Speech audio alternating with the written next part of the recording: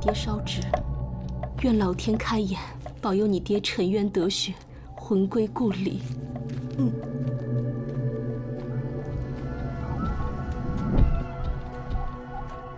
嫂子，福海来了。啊，娘，福海来了。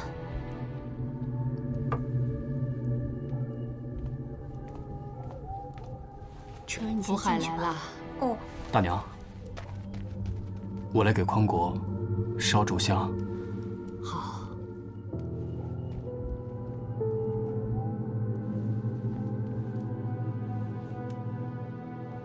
匡国哥，你若在天有灵，一定要保佑老太太和嫂子长命百岁，保佑垂儿考取功名，光宗耀祖。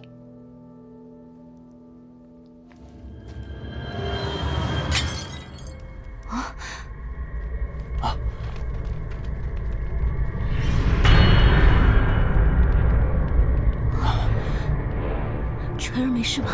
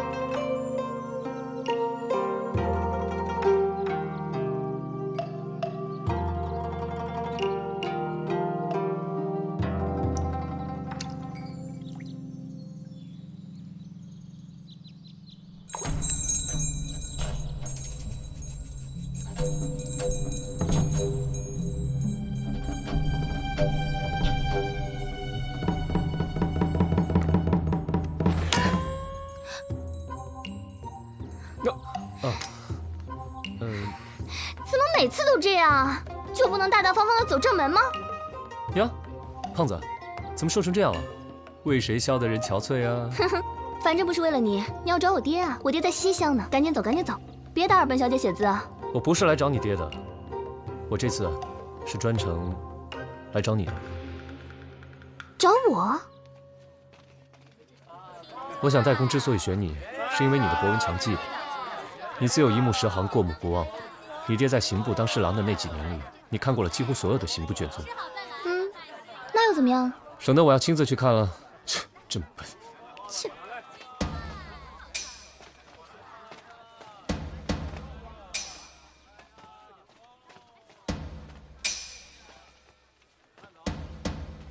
哎，买肉了。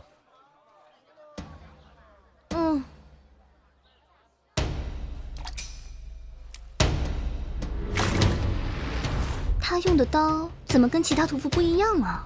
他用的是双刃柳叶刀，只有2种职业的人会用这种刀：商医、仵作。请问，你要哪部分的肉？肋排3两，脆骨3两，里脊3两，必须要骨肉分离。这刀法就算庖丁在世，也不过如此了吧？谭双叶，你怎么知道我的名字？你谭家从前朝开始9代仵作，技艺精湛，名震朝野。你爹被卷入谋反案，发配充军，你沦为屠夫，终生不得入朝当差。我说的可是事实。来者何人？我姓李，名志，字承业。这位复姓上官名子苏，我们是大理寺官差，想请你出山，担当仵作。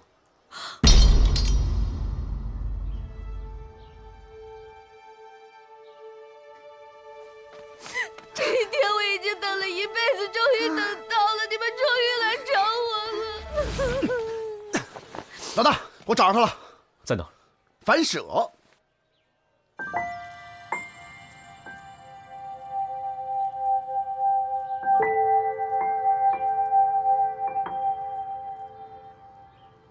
老大，这位是谭双叶。上官子苏姑娘，你好。我老大走提起你。是吗？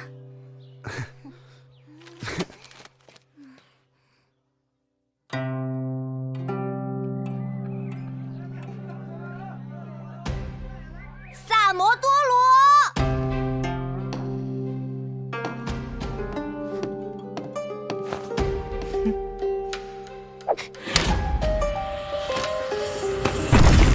你想死？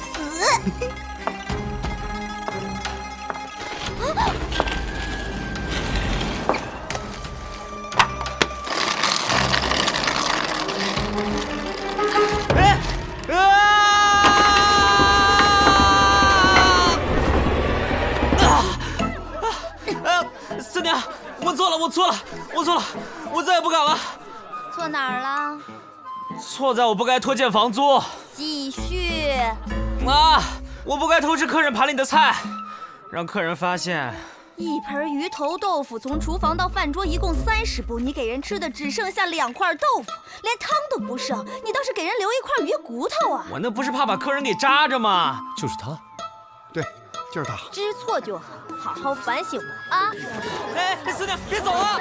救命啊！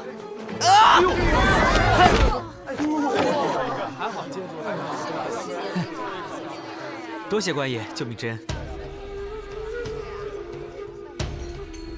小人复姓萨摩，名多罗。你是西域人？没错，小人祖籍迦兰，来长安有段时间了。各位客官，里面请。哎，客官到，客官到！来，客官里边请，我给你们倒茶去。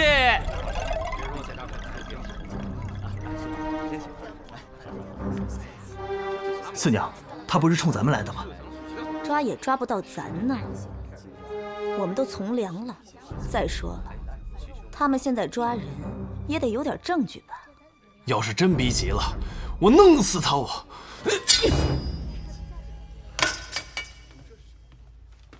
茶来喽！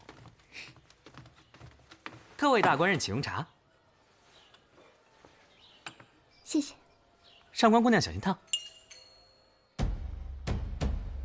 你怎么知道我的姓氏？您穿的衣服面料特殊，长安城穿得起的人只有2、3家。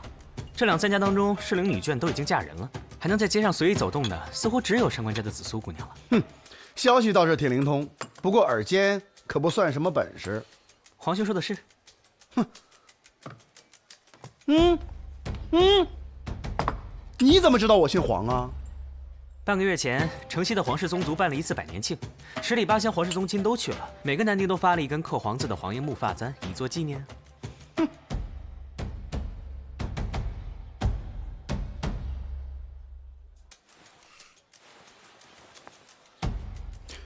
我簪子呢？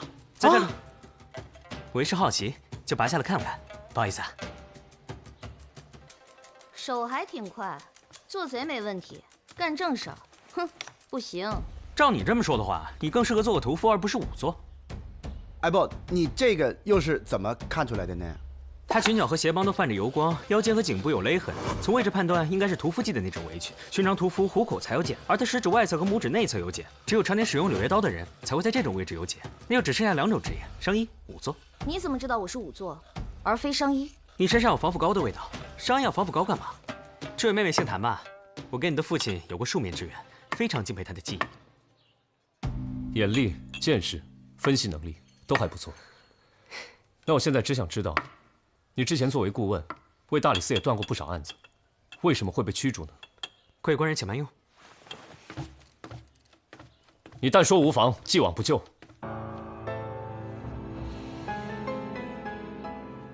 宣为大将军府侍妾，我在现场一时没忍住。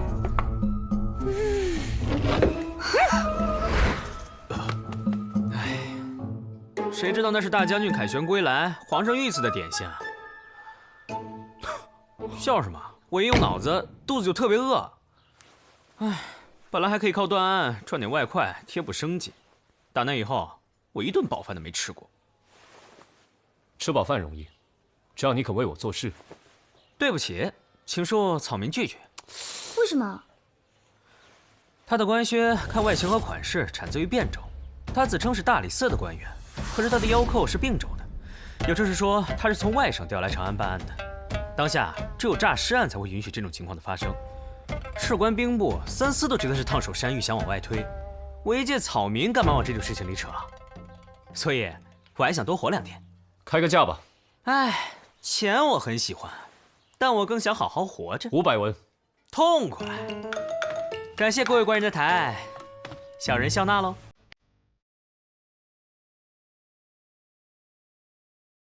四肢僵硬，无体温，无心跳和脉搏，无生命体征。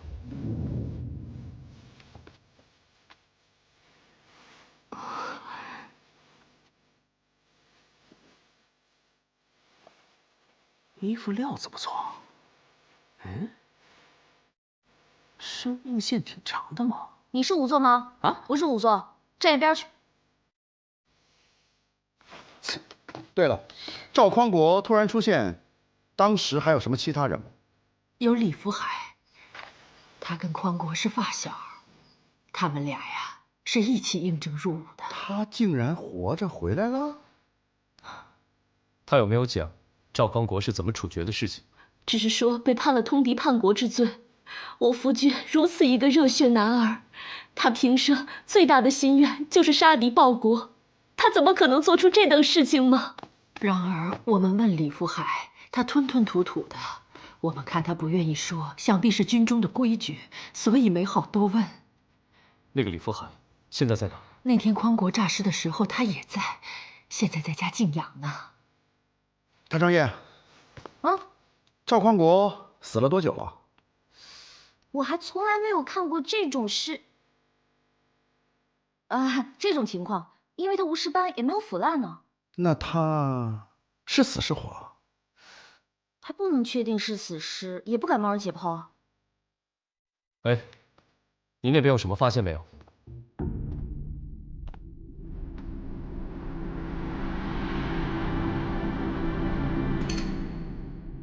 完全没有。哎，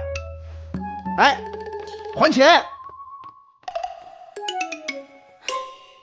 既然如此，我们去找李福海吧，看他那边有没有线索。好。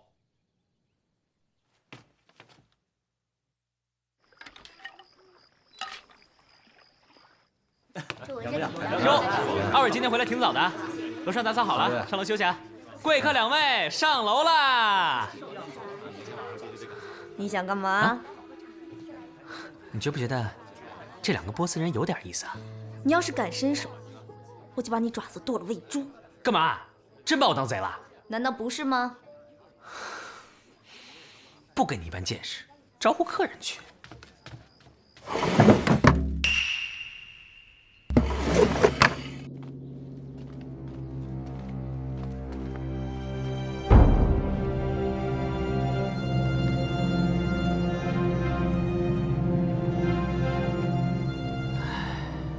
福海可怜呐，好好一个大活人，忽然受了惊吓，几天功夫就没了。老天爷真是不开眼呐！是啊。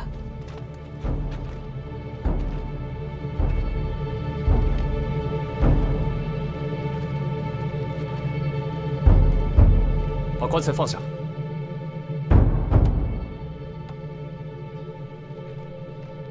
我们是大理寺的，李夫人，尸体下葬前，我们要开棺验尸。开棺凭什么开棺？不行，不能开棺啊！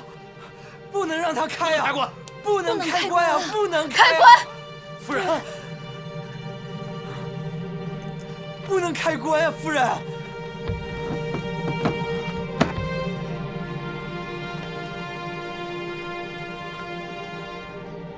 这尸体有些蹊跷啊，怎么说？需要带回去解剖才知道。验尸！官人，万不可！凭什么验尸？让我如何下葬？官人，出去！求求你，求求你给我想办法让我验尸吧！我求求你了，我求求你！知道没有？走，快走，出去！快走！走啊！出去！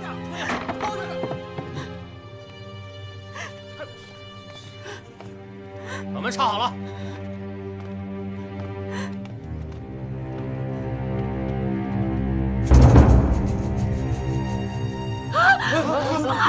这老爷呢？人呢？人呢？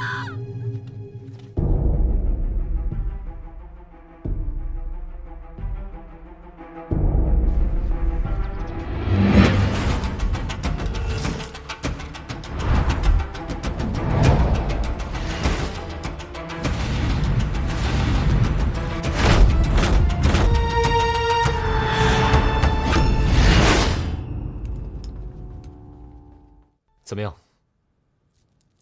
没头绪。我之前看的都是刑部卷宗，战士档案应该都在兵部的卷宗里。兵部的卷宗可没那么容易查，要通过兵部侍郎度量员的首肯才行。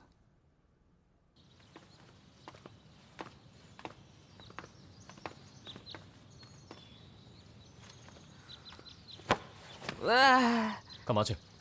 啊，要不你自己先去，我在这等你。把钱还我。我跟你实话实说了吧，我之前就是偷吃他们家的点心，挨的也是他们家的板子。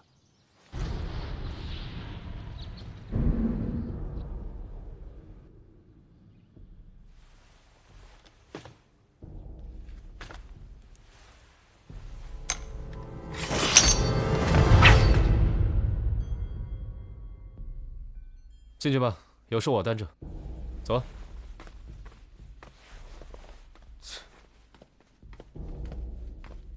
这度量员正是之前大胜突厥的宣威大将军，大捷之后清除边患，回京后官拜兵部侍郎，现在是朝中至上可热的红人。在下大理寺李治，求见杜侍郎。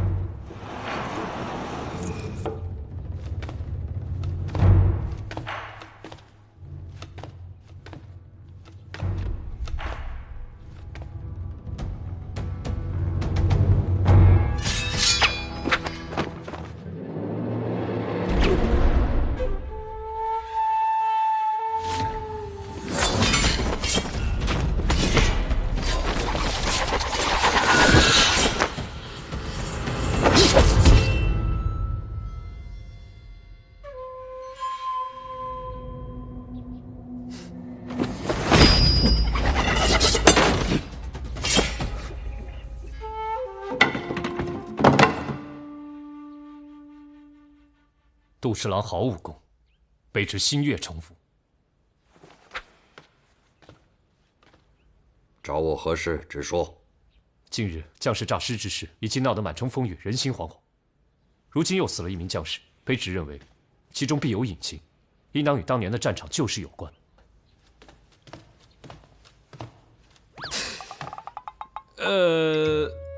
还请杜侍郎允许我们查一下兵部的卷宗。事关民心，还请杜侍郎多加配合。好，稍后我便手书一封信，你们带去兵部，便可畅通无阻。多谢杜侍郎成全。主人，卵石已经烧热，随时可以汗蒸了。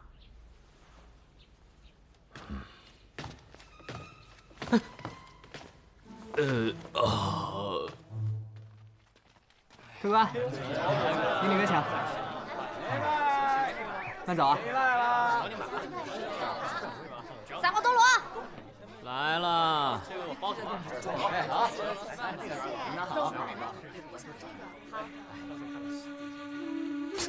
四娘，我错了，我错了，我错了。错哪儿了？不知道。那你瞎认什么错啊？不认错不被你活活打死。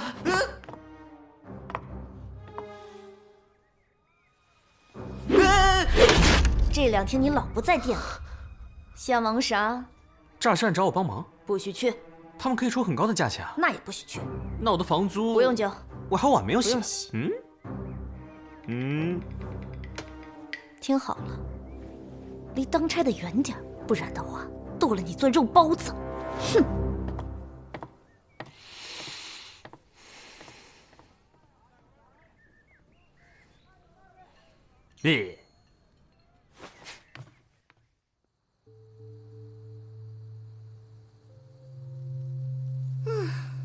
没想到兵部的卷宗浩如烟海，如此难查。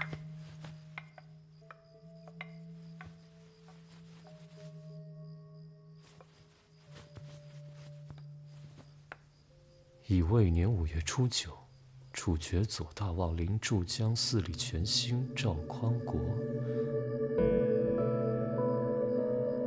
罪名是通敌叛国，就地活埋。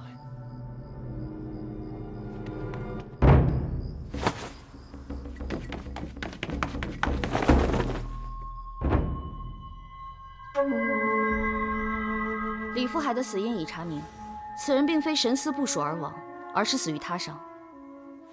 致命伤在这里。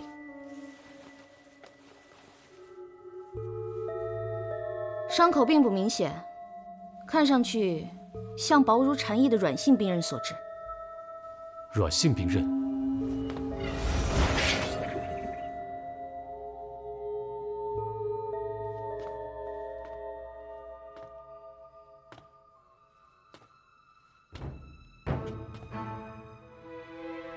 杜侍郎当年赵匡国等人背叛通敌叛国，究竟有何隐情，能让堂堂兵部侍郎亲手杀人？李福海是死于薄如蝉翼的软性兵刃，这不正是您杜侍郎的独门兵刃吗？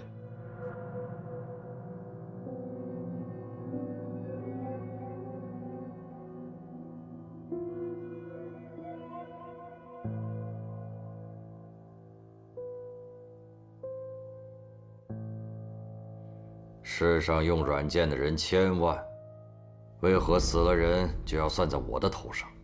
若真是我干的，为什么要用软剑？好让别人知道，这人就是我杀的。无证据，没章法。难道你们大理寺就是这么办案的吗？那到底是怎么回事？这些将士当年没有死于敌人之手，难道现在要死在不明不白之人手上吗？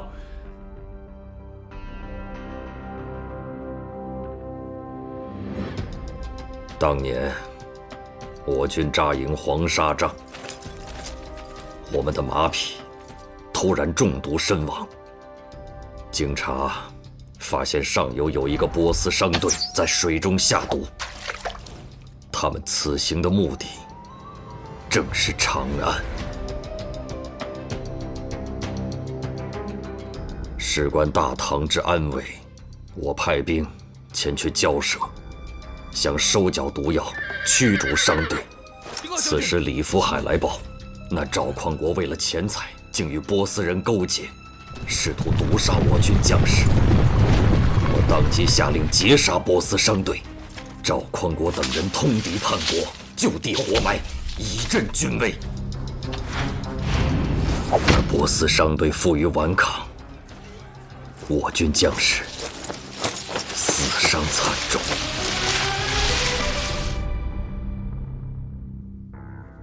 这就是你要的隐情。此事的来龙去脉，兵部上下全都知道。想查，我们随时可以配合。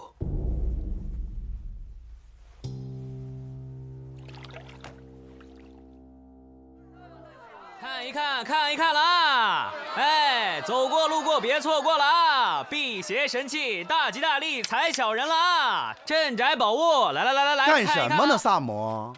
啊？人家都在讨论诈尸冤情的事情，你怎么还有心情在这坑人呢？我借个风声卖个东西，要啥心情？随便你。现在人们都在传当年的杜将军，现在的兵部杜侍郎，为了一己私利陷害赵匡国等将士，现在冤情重现，他们要杀人灭口啊！哎，大哥看看，哎，你听我说，开我光呢，开我光呢！哎，你这个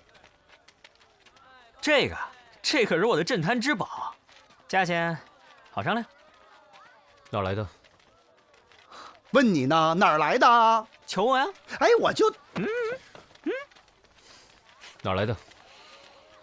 这个从2个波斯毛贼那儿弄来的。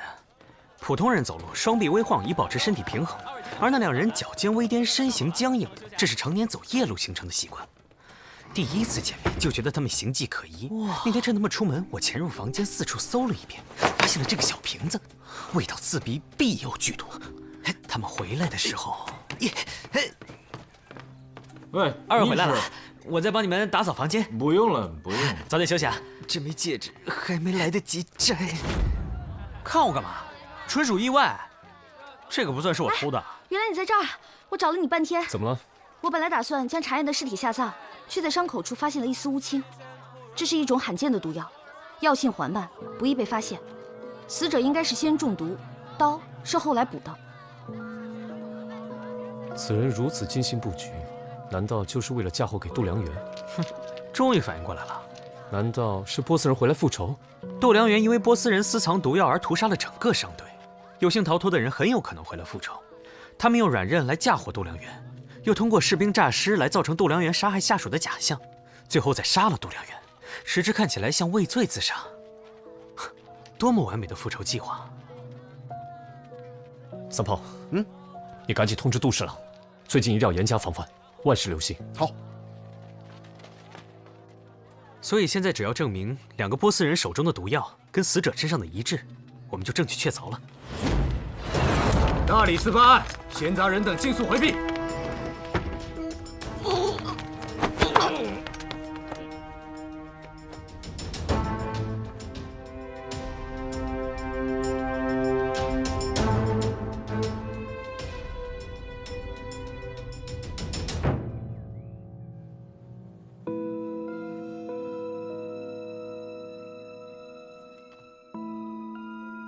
畏罪自杀，这么快就结案了。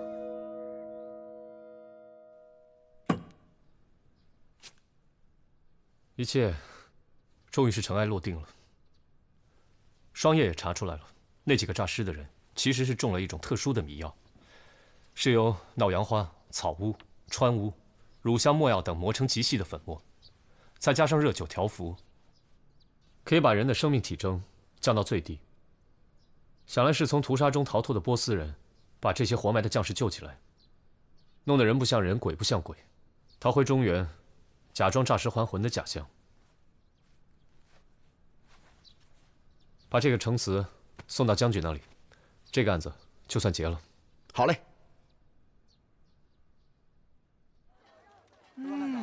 如果每次结案都是这种规格的话，我不介意帮你多破几个案。哎，你可别把功劳说的跟你一个人似的。我错了，紫苏姑娘，功劳都是你一个人的还不行吗？以后呢，功劳都归你们，吃的归我。不好了，度良缘暴毙了！啊？什么？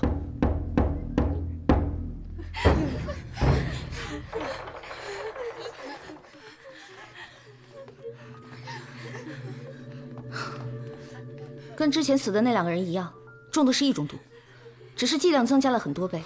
把人给我带回去，我要好好的查验查验。什么？带回去？不可呀！我家主人那可是立下过赫赫战功的呀，你们不能对他的尸身这般糟蹋呀！罢了。近日可有发生什么不同寻常的事情吗？有，确有一事。昨日我家后院厨房曾被人闯入过，当时就把厨房里边的米面蔬菜全都给扔掉了，怕的是有人再投毒，与我家主人不利呀。如果只是在食物当中投毒的话，应该大家都有事，不可能死的只有度良缘一个人。老伯，能不能带我去厨房看看？好。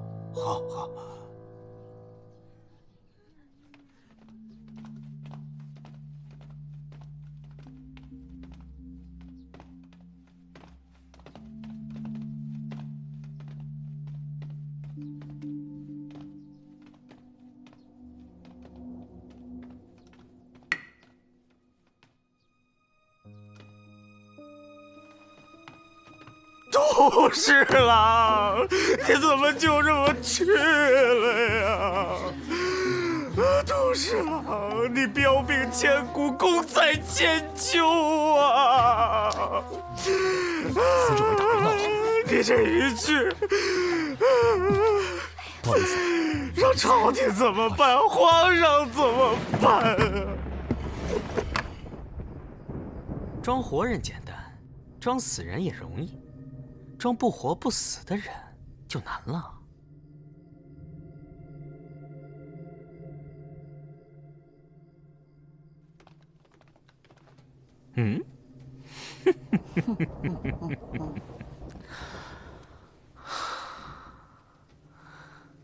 等等，你知道人身上哪部分最柔软吗？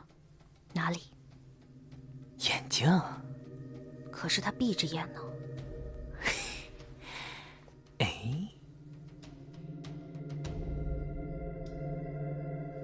哦。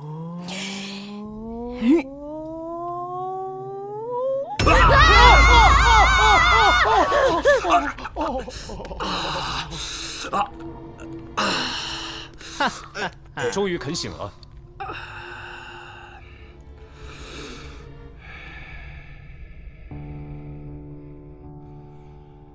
你们这些混蛋是怎么知道的？事情是这样的，寻常武夫只在拇指戴扳指，而你却在小指戴戒指，想必是在戒帽中藏有毒药。我翻看你右手时感觉很轻，都说醉汉死沉，那是因为人在神志不清时无法控制肌肉，手轻就意味着你当时神志清醒。我没有马上戳穿你，是想搞清楚你真正的动机。而且，你那枚戒指与波斯人同款，你穿的衣裳虽是大唐款式，面料却产自波斯。把这几条线索联系起来，再加上你之前密会波斯人被杜十郎活埋之时，真相就在眼前了。你先服毒，造成假死之效，药劲过后就出去作案。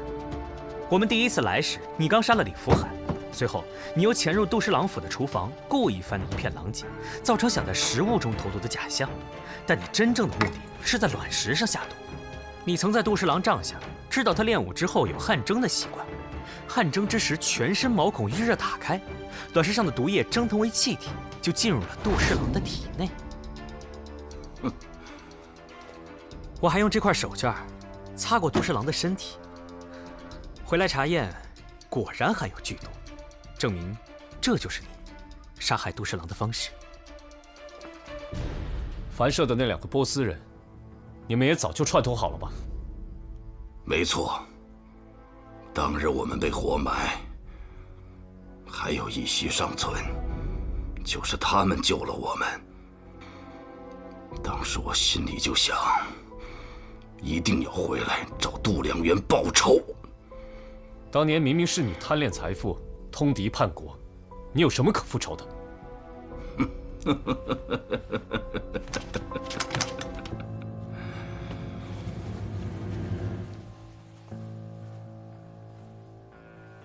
贪恋财富的是度量元才对。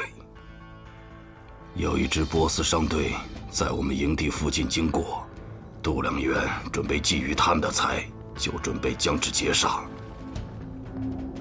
可事出无名，只得下毒毒死自己的几匹军马。栽赃是波斯人所为，要我们前去暗杀细节。波斯人毒杀我战马，截杀波斯商队。是。军令不可违。我心下不忍，告知了真相，让波斯商队把财宝都留给度量元，尽速逃命。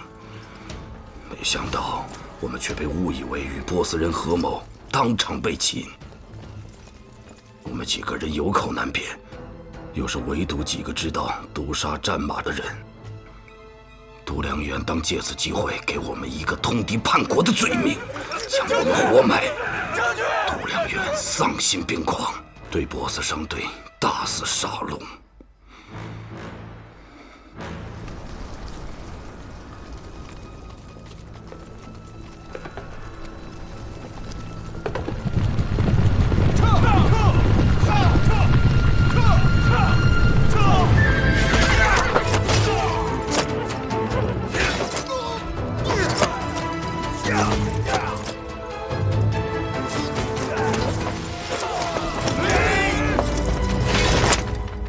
是2个逃走的波斯人，冒死将我们救下。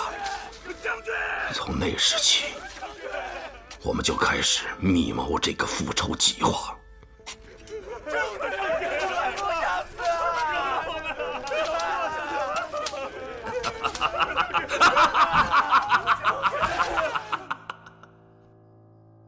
你的境遇，我深表同情，但法大过天。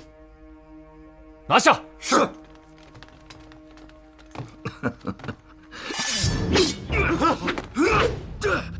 闪开！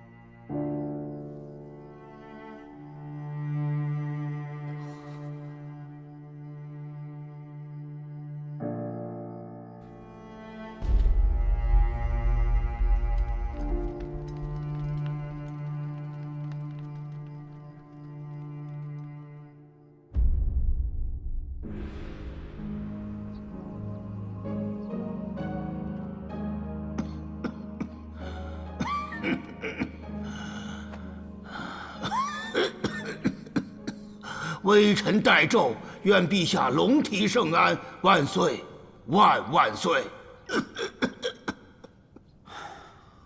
别演了，再演下去，你信不信朕治你个欺君之罪啊？陛下圣明。对了，案子破了吗？有关人犯都认罪伏法了。那小子的伤势如何？伤势无大碍，休息一阵，就能启程回汴州了。还是让他留下吧。这次他破案有功，朕让他接任大理寺少卿。微臣替李治谢主隆恩。再怎么说，也是建成的亲生血脉。派个人好生看着他，干得好，加官进爵；有异心，斩草除根。臣遵旨。